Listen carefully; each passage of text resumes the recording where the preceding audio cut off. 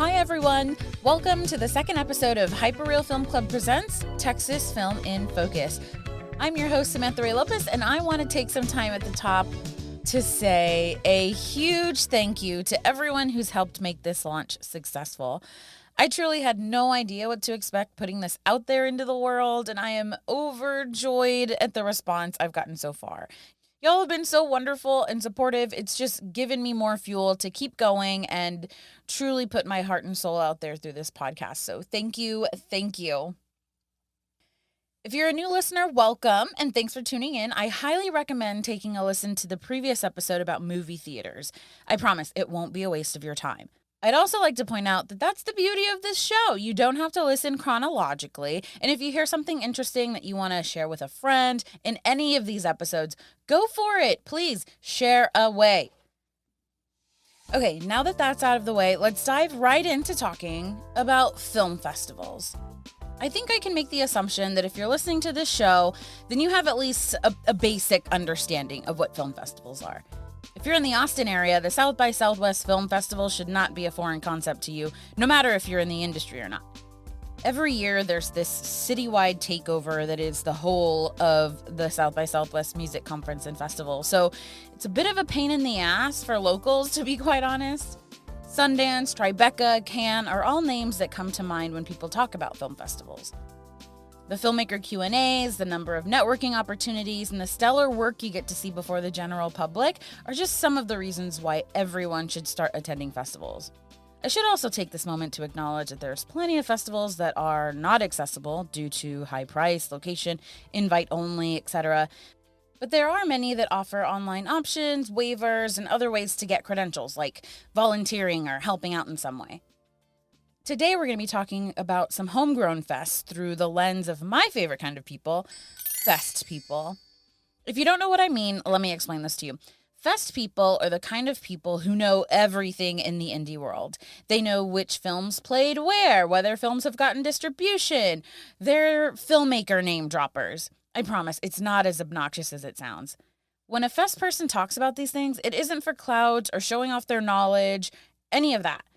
Fest people are crucial to connecting the dots between the audience and filmmakers, something that you just can't get outside the festival environment. They're the ones that spend months poring over submissions, curating shorts programs, soliciting features, working with teams to pick the best venues, and ultimately putting on a show that makes for a one-of-a-kind experience that often leads to the progress of the careers of so many filmmakers.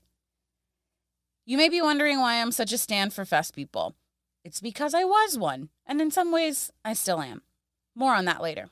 Let's pause real quick and touch base with David Gill, who you'll remember from the first episode. He's the former competition director at Austin Film Festival and has made a career as a programmer at the Violet Crown Cinemas in Austin. In short, he's the model fest person. You know, obviously, COVID has presented a lot of challenges and opportunities. You mentioned, we're always going to want to gather. How do you see the future of film festivals and, exhibition kind of looking in the next year or so as things start to open back up? Filmmakers are getting a bit more confident on, production and submitting to festivals, going to festivals, things like that. How do you see that changing? Is the value still there for filmmakers to continue to seek out festivals when, digital streaming is an option? It'll continue to be an important part of a film's journey. A lot of times, and I think this is going to continue to be a thing, is that a lot of times that festival run is their theatrical run, right? Because streamers are picking it up and then literally throwing it online, and you watch it that way. And it's also, because these filmmakers, that's what they do, that's what they want to do, right? They want to make another film. That's the goal, is to keep doing this. And it's hard to turn down getting your investors their money back so you can go in and make the next one, right? So, they're in a difficult situation, whereas, I'm sure they prefer for it to go on the big screen, and I prefer it to be on the big screen before it's on streaming, of course. It's going to continue to be a big part of that journey. It really will. Films will need the buzz that's generated not by just a film festival premiere, but by theatrical. One of the good things that came out, or a positive that I could see that happened during this whole pandemic, was just like you saw movies get a spotlight shown on them that they wouldn't have otherwise had if all of these other movies had their theater. You know what I mean? Like you got to see and it was great to see. Like IFC had a great year. They were releasing stuff at the drive-ins, and it's just great stuff. And you just saw all these movies that were getting the spotlight, and it was great to see. Now, when you look at stuff like awards, like the Oscars, I think people didn't watch a lot of these movies. Like in terms of viewership, a lot of people didn't watch them, didn't know what was it.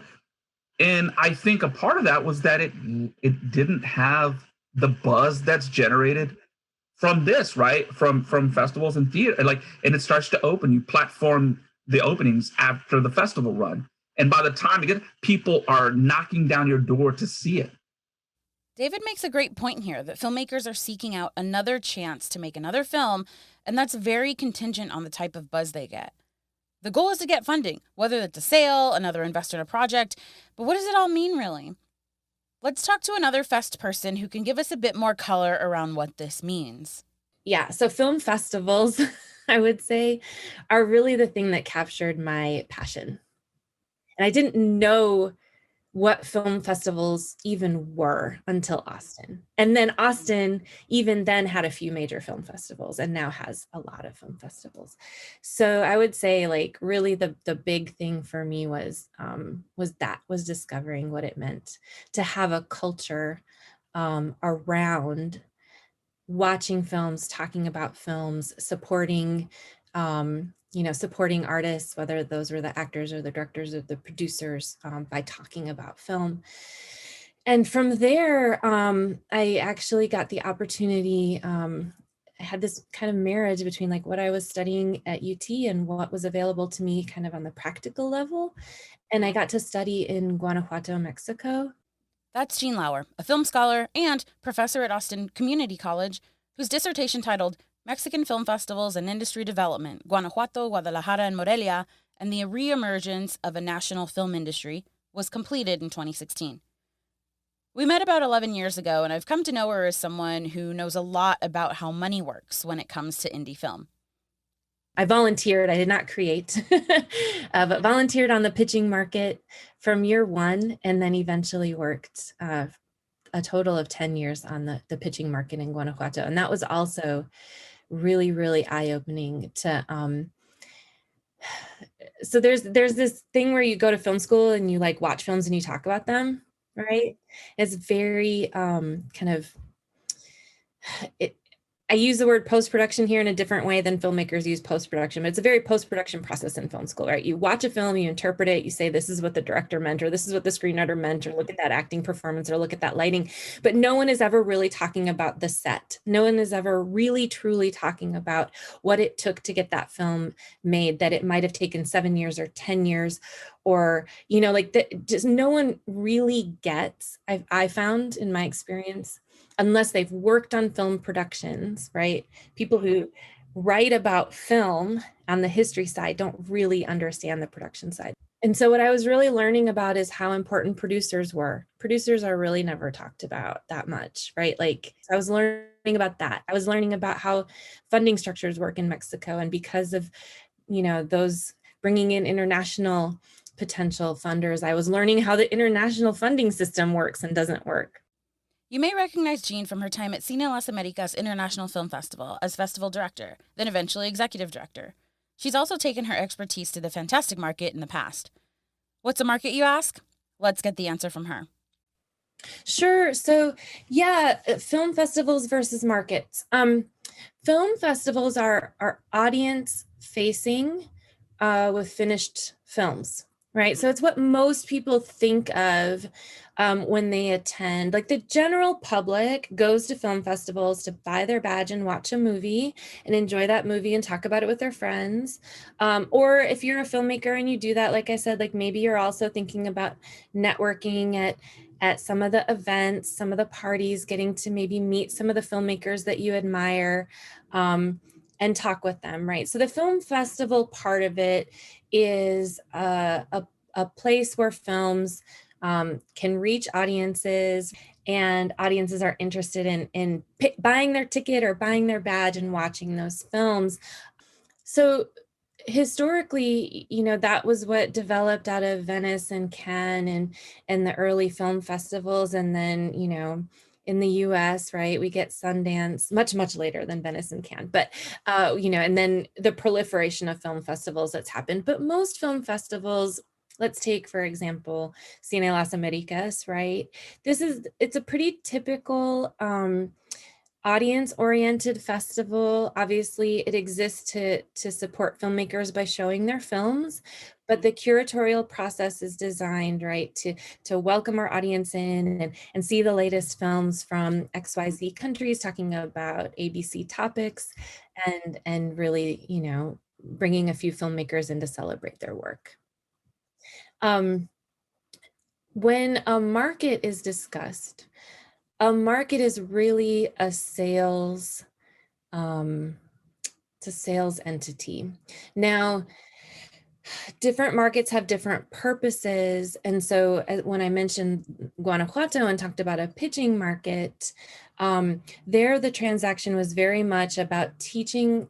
At the time, Mexican producers were almost non-existent, actually. This is the early 2000s, it wasn't something that was really cultivated in Mexico.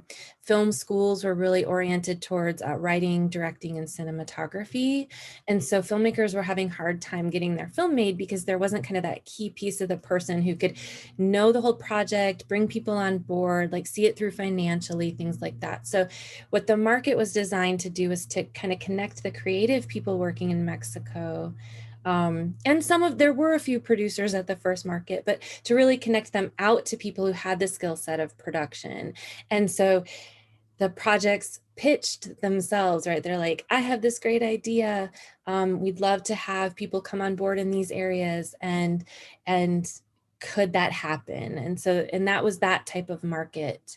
But a market is maybe not always sales oriented, but business oriented. There's transactions hopefully taking place around intellectual property. The markets are transactional. You can't attend a market as the general public. You can attend film festivals as the general public. Usually the number one resource you need is money. The only way to make a film is to finance it somehow, right? That can take different forms, but I was really fascinated by that and became passionate about finding ways to help good projects make those network connections. Ah, got it. So festivals are the more audience-oriented experience, while the markets are a sales mechanism. Sometimes they're associated with each other, but in many cases, fests are fests and markets exist separately from them. Both, though, are opportunities for filmmakers to get exposure to the right people. So, Jean, how can filmmakers get the most out of participating in festivals and markets?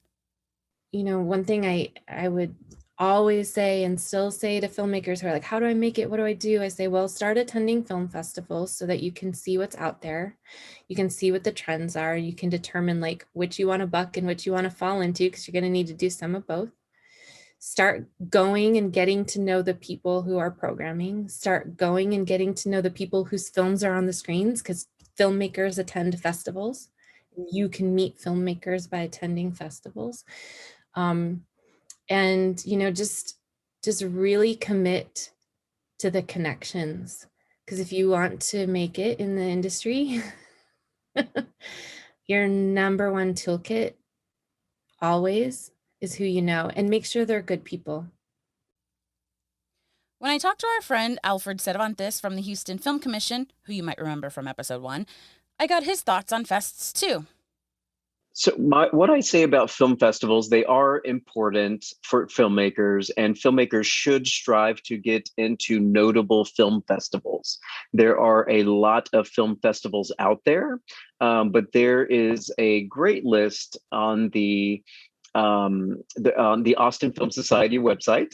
They have a travel grant. If you look under their grants for filmmakers, they have a list of uh, international and national film festivals that filmmakers should aim to get into. Of course, they don't put any Texas festivals on there because it's a travel grant to attend festivals outside of our state. But anyway, it's a great list to start from. Of course, we have some great festivals in Texas as well.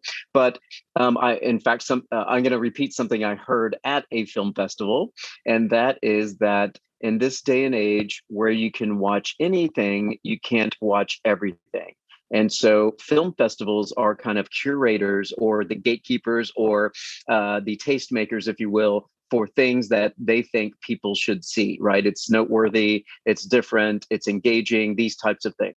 Let me interject really quickly to remind you all that this right here, this point that he makes about gatekeepers and tastemakers, is why you should be seeking out opportunities to become film reviewers, so that it's not the same people doing it all the time. If you're interested in learning more about that process, let me know and we can talk about it. But back to Alfred. Festivals are definitely important for curating whatever genre they cater to, because like I said, there's a lot of film festivals around.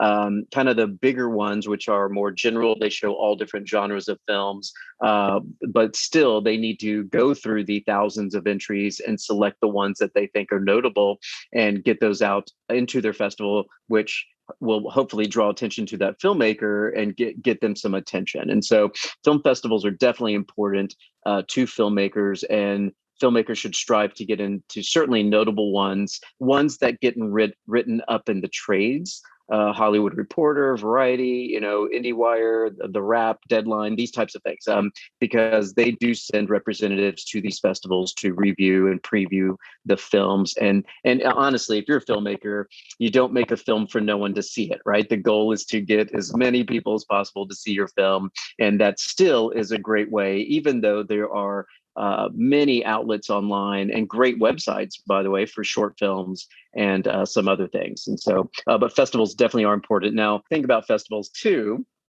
is that there is a film festival every 3 days somewhere. And so about something, I'll just mention a couple that popped up on our radar.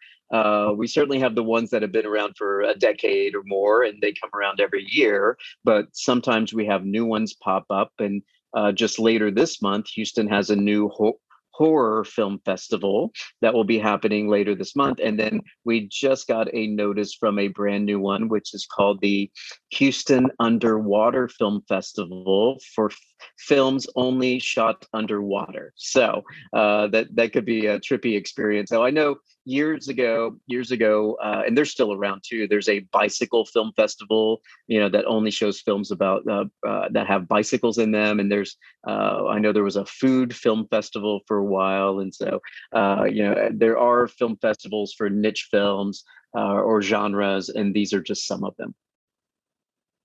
Houston has a ton going on in the film festival world, so definitely check those out. Okay, so I know you're probably thinking, okay, you've talked to these people who aren't filmmakers. What about the filmmaker perspective? Okay, first, chill out. And second, I did talk to someone who is a filmmaker and also, you guessed it, a fest person. Kelly Williams is a Texas-based producer who has also had experience as a festival programmer. Kelly and I met when I was at Austin Film Festival, and by the time I was on staff, he had already been a seasoned programmer who had relationships with a wide range of filmmakers and producers across the country. So I want to talk a little bit about your experience in film festivals, not only from the programming perspective, but also kind of the broader landscape of film festivals and why it's important for filmmakers, especially in a market like Texas. Can you talk a little bit about that? Festivals really for me as a producer and a filmmaker, how I got my foot in the door, in the industry as a total outsider. As I'm born and raised Texan and didn't know anyone in the industry, and so coming up as a film programmer and working at various film festivals, and particularly AFF, like that sort of taught me a lot in a weird way. It was like I was in grad school for like over a decade, just like prepping to be a producer in a strange way. Cause it just, I learned a lot doing that. I learned a lot about what works and what doesn't work in films. And I firmly believe you can learn a lot by watching bad movies, and sometimes there were some that came in that were submitted. And so, but there's that, not just that, but it's like, when we work together, that, like, our job was, working with the filmmaker to help them see the rest of their vision, see their vision projected in front of an audience, and that's part of the a film's journey and the filmmaker's journey with their project. So, that's part of the component, so it taught me a lot down the road when I was on the other side of the coin, you know. But film festivals are super important, just as, like I said, as an outsider, trying to work their way up the ladder, essentially. And if it wasn't for film festivals believing in me as a producer, like Sundance Labs, or just film festivals playing films, that we produced, that we probably wouldn't be having this conversation. In a state where there are so many film festivals, so many like large festivals, I mean, even just in Austin, there's South by, AFF, just so many huge fests.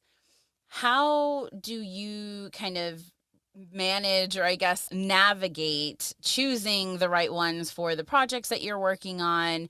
Sometimes it just matters, like when you need, when you're rolling the film out, like when the timing is right, whether that's a spring festival or a fall festival.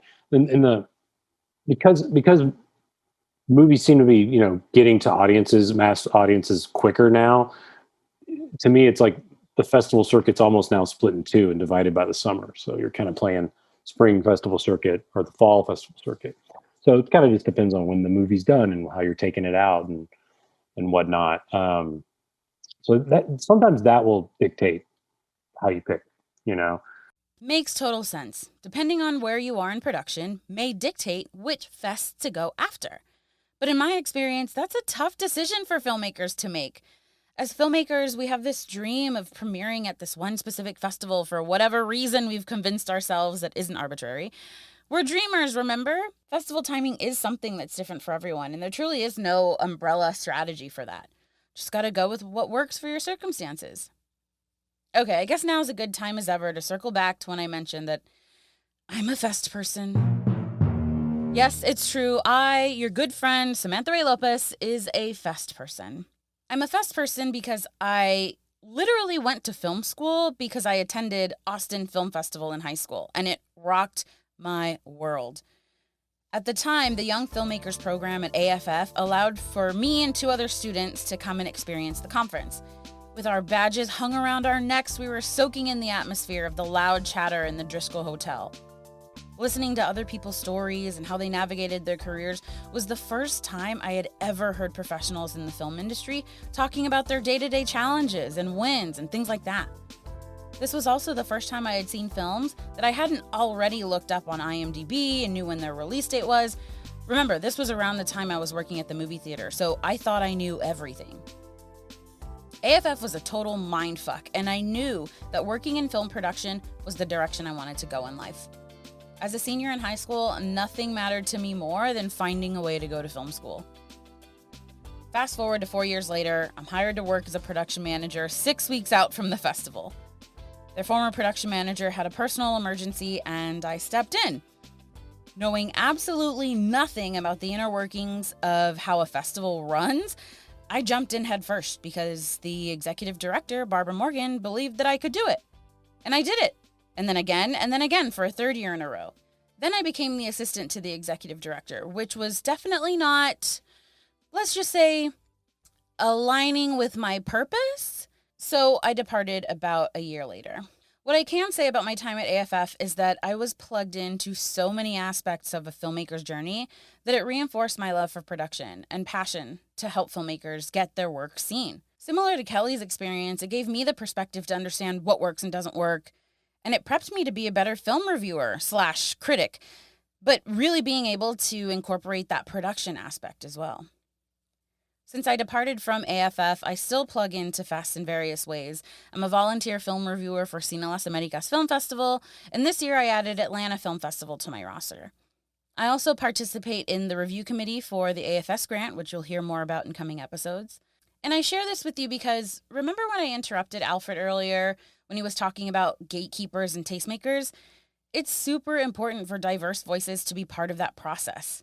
If this is something that you want to seek out, start contacting festivals, see what their process is, and just get started. It does take a certain kind of time commitment and skill, so just be conscious of that.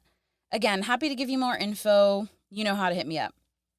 Okay, let's move on to more fest people. I really want y'all to hear this conversation I had with husband and wife duo Harry and Linda Eaddy at the Denton Black Film Festival.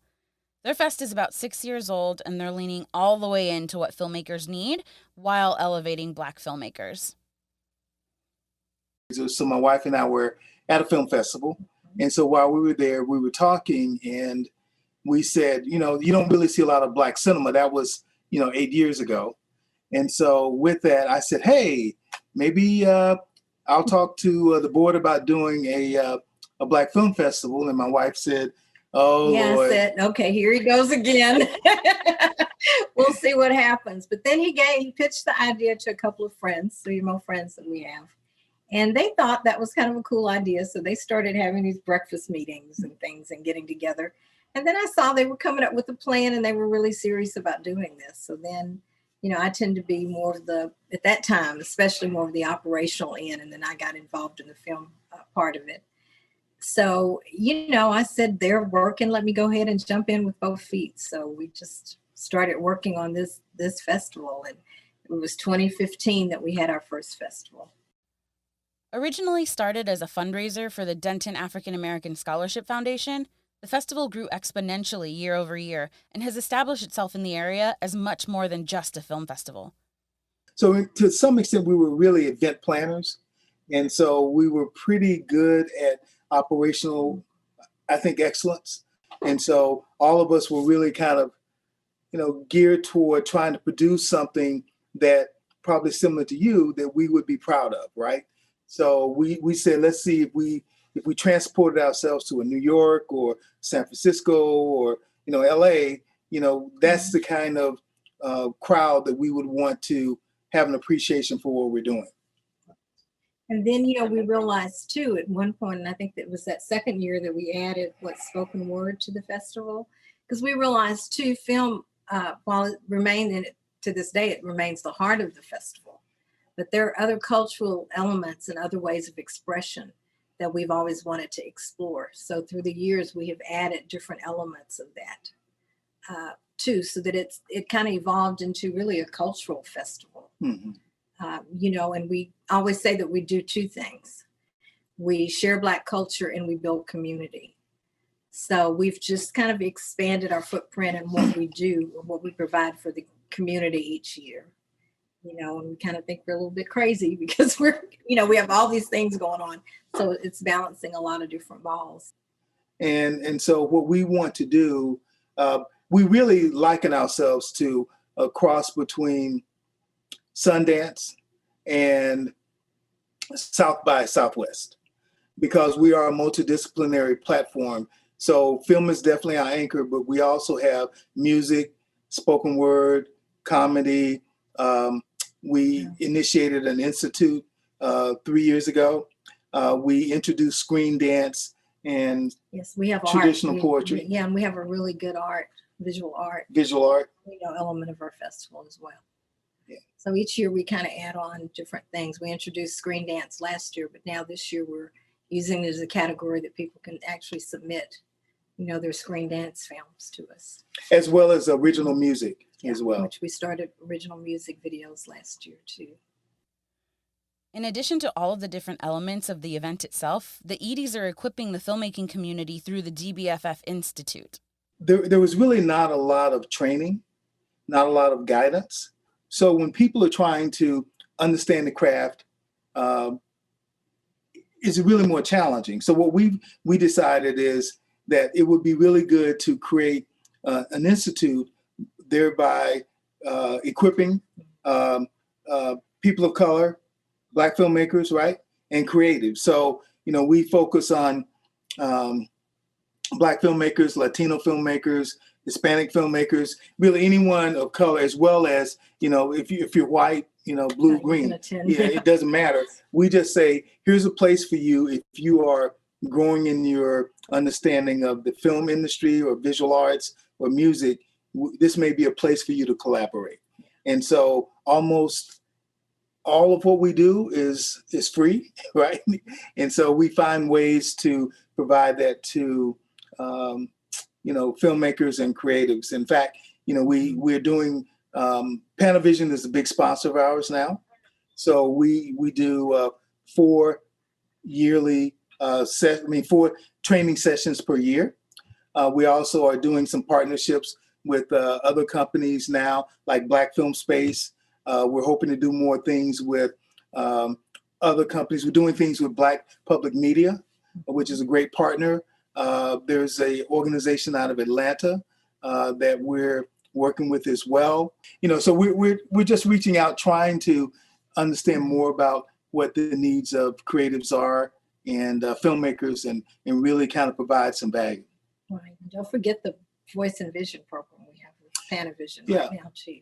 So one of the things we established, thank you, honey. One of the things we established is that with Panavision, I'm not a big person on doing dog and pony shows, right? So I like real work to be done. So one of the things we talked to Panavision about is really highlighting filmmakers that other people may not know. So they created a Voice and Vision. We work with them. And so we highlight monthly filmmakers from all around the country or different parts of the world, right? And they talk about their projects. They talk about behind the scenes kind of things that people can look at. And so they get a chance to tell their story, creates a branding opportunity for them, a branding opportunity for Panavision. So DEI is a big buzzword today. What we want to do is make that, meaningful, right? So we're not doing it just to help people brand. We're doing it because we think it's the right thing to do. People have some compelling stories and they want to tell them. So we're getting a number of views on Voice and Vision with Panavision. So we're really pleased with that relationship. Can you talk a bit about the kind of programming to expect from DBFF? Yeah. And I think we also pivoted a few years ago and realized that our tagline was entertain, educate, and inspire. But we realized that if all we did was entertain, we would really be missing the mark. So really a lot of our focus is on education. So my wife was instrumental in really kind of pointing us to work that needed to be done in topics like mental health, environmental justice, depression, and just a lot of issues that people deal with. Yeah. And we know that where there is environmental issues, where people are food shortages, problems with water, there's housing issues, there's all kinds of issues that people are impacted by now, and it's especially showing up now. Health disparities, the prison system needs repairing, or really almost needs to be recreated.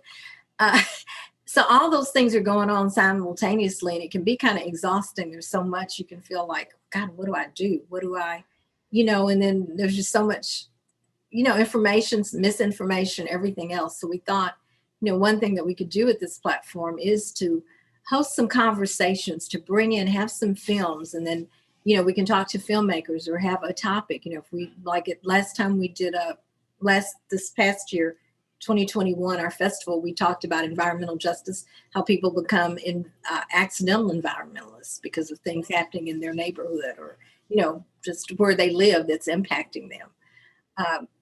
We talked about housing and how that impacted Fort Worth. They were closing the oldest housing project that they had. So we had a short film about that and another film about just housing, because the history of it.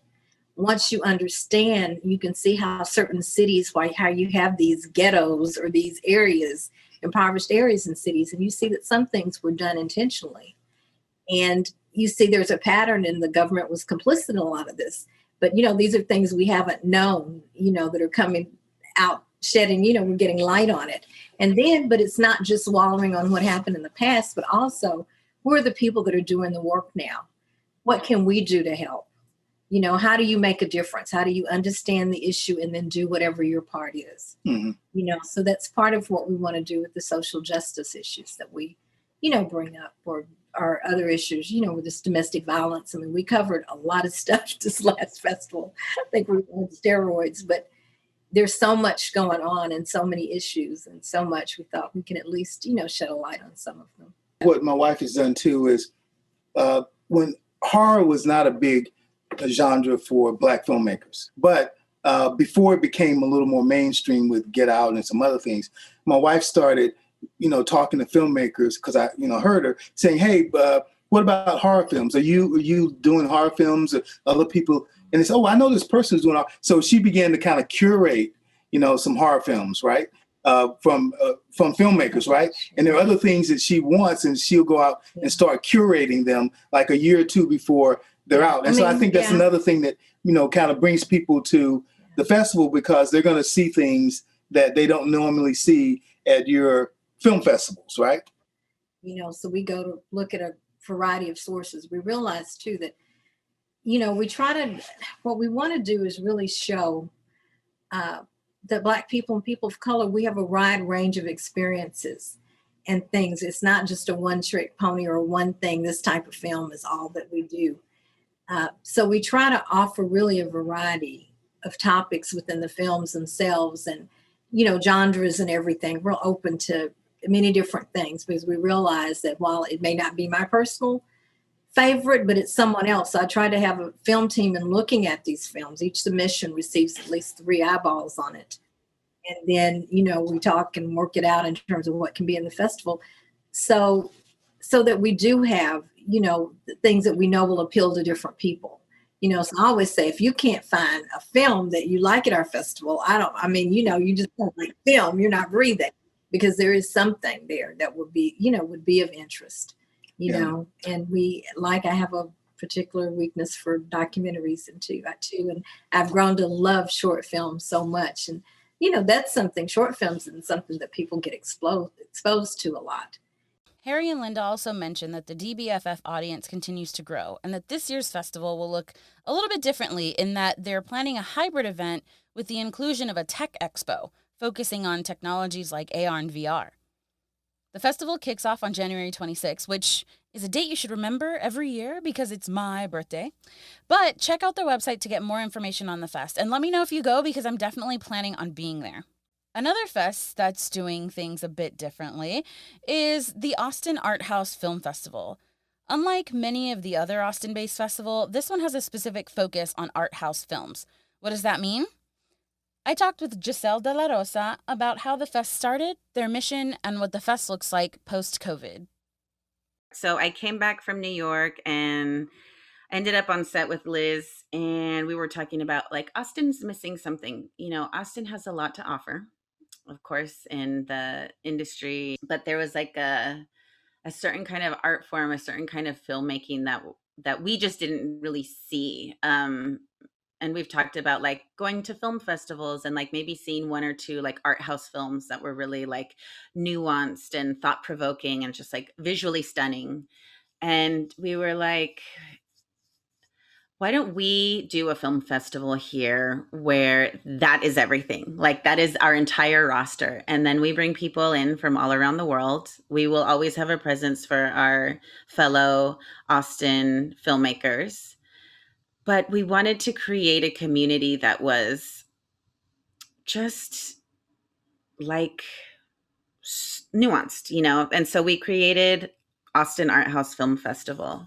And we've been to film festivals before, and Liz has created a number of projects on her own previous with other partners before and since. And so I know that she's gone to many film festivals. And we kind of just what do we want to see at a film festival? And then what can we get away with? And also, we don't know what we're doing, but we're just going to try it. And so we're now getting ready for our 4th year, but we started at the AFS Cinema, and it's pretty intimate. It's a 1-night only event. And we focused on shorts because we wanted to get as much work as possible, and we wanted to connect these artists to an audience and an audience to these particular artists. And I think we had a really great time. I think that first night was like one of the best nights that I've had here in Austin. It was really fulfilling. We were excited to meet our filmmakers finally. There was a couple of hotels that were going to give us some deals, but then a lot of them were already booked up because of F1. And I like reached out to my friends on Facebook and was like, does anybody have, if you have an Airbnb, please list here, trying to get some people in from out of town. And some people opened up their homes even that don't have Airbnbs to our filmmakers. And some of these people aren't even like super close friends of mine. They were just willing to open up their homes to artists. And I think some of them ended up becoming friends. And yeah, so that was really fun. And, we were thinking, what can we do differently for next year? And we just did more films. It is one night, so it can be a little overwhelming if you are at the theater for 3 hours. And we tried to break it up. We had filmmaker Q&As in the middle of the blocks. And then for the third year, which was last year, we almost didn't even do 2020, and not because of the pandemic, but we just wanted to shift from busy festival time to like January. We were thinking, I think people are are maybe even thinking about recouping from the holidays and the prior year, and it might be chilly, so maybe we could get people to come to the theater and get cozy.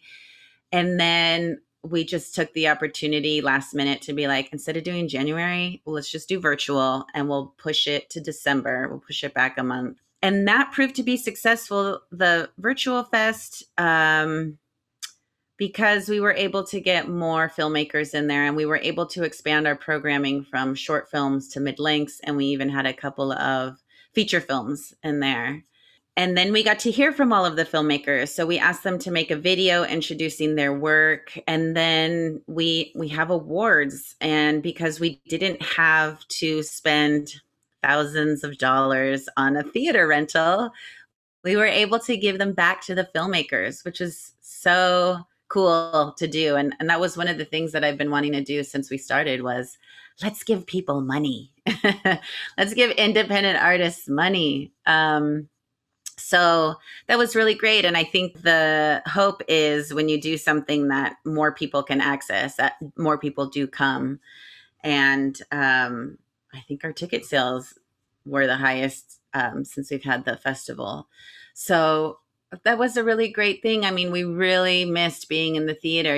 There's nothing like it. And so we're hoping that we can make that happen this year. Do you anticipate, you made the point about, accessibility, more people are able to kind of participate. Do you see next year being a hybrid or, 100% in person and, virtual was just kind of the one-time thing? In the future, we might do an edition. Virtual, but we definitely want to get back into the theater. And then we have been talking about expanding, not so much as like a road show or taking it on the road, but like having like a chapter in LA and a chapter in New York City. We have been throwing out that idea and we haven't come to a conclusion, but it's just the two of us, and sometimes it's a lot of work, but I think one of the great things about it is that we can basically do whatever we want, but we want to do more. I'd love to like take care of people's airfare and hotel one day, and continue on with the prizes and with a prize money.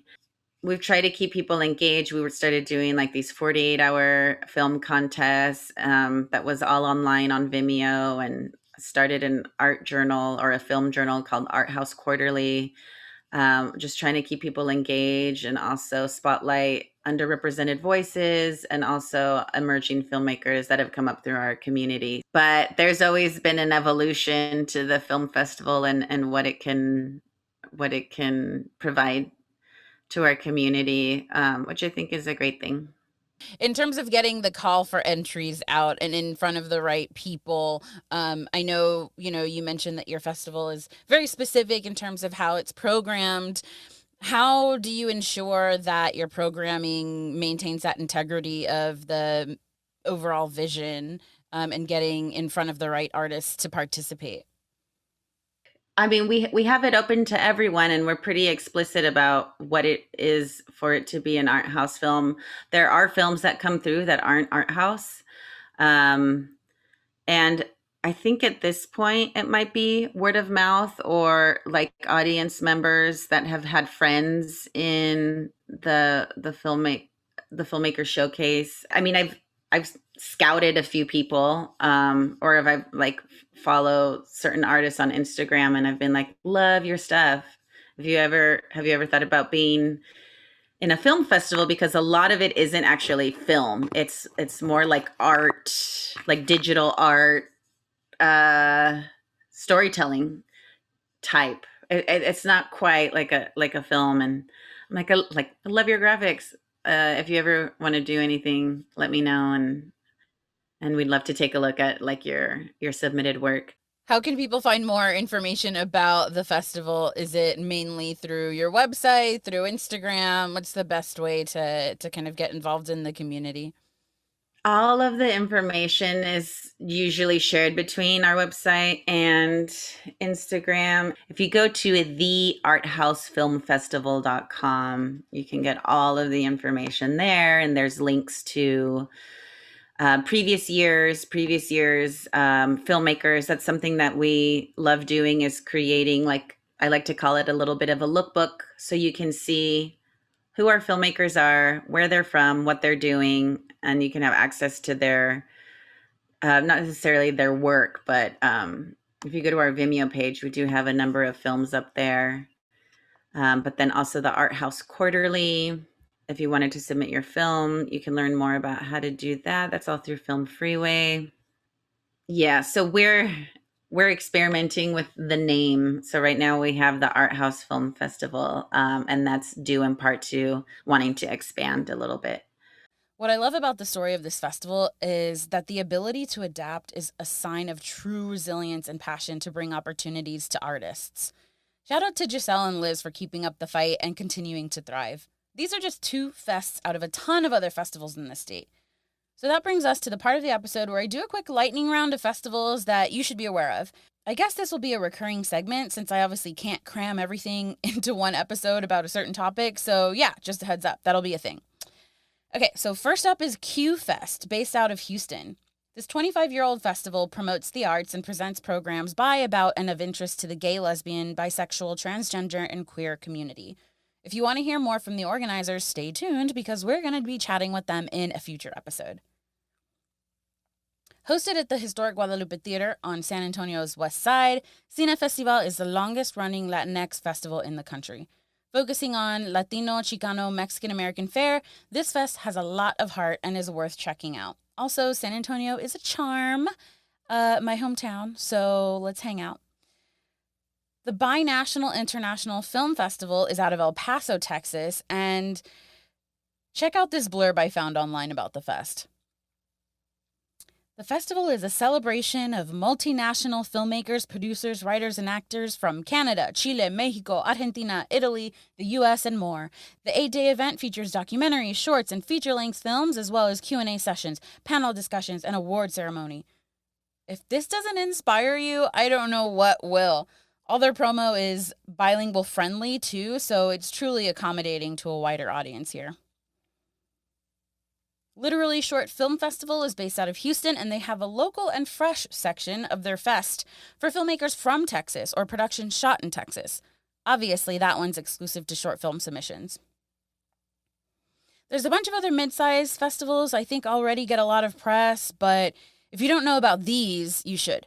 Dallas Video Fest, ATX Television Festival, Oak Cliff Film Festival, Comic Palooza Film Festival, Other Worlds Austin Sci-Fi Film Festival, Women Texas Film Festival, and then, a ton more. This state is so vast. There are fests for everyone in every region. Do you know of any festivals that are doing cool stuff? Please let me know so I can do some digging.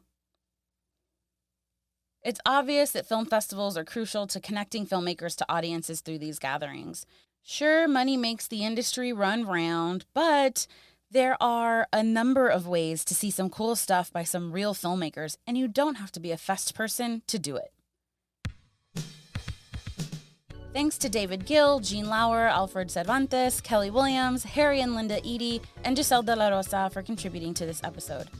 As always, I want to hear from you, so please hit me up on Twitter or Instagram with any fests that I should know about. You can follow me on Instagram and Twitter at @SRaeLopez, that's SRAELOPEZ, and follow Hyperreal Film Club on Instagram at Hyperreal Film Club or at the website hyperrealfilm.club. Thanks for listening to the second episode of Hyperreal Film Club Presents Texas Film in Focus. Stay tuned for the next one where I'll talk to more people about another aspect of why Texas is such a vibrant film community that breeds great stories and highly skilled talent. Texas Film in Focus is produced and hosted by me, Samantha Ray Lopez. Our editor/sound designer is Laura Rivero, and our podcast admin assistant is Chloe Carcamo. Special thank you to Hyperreal Film Club for letting me do whatever I want, and of course, the Texas Commission on the Arts.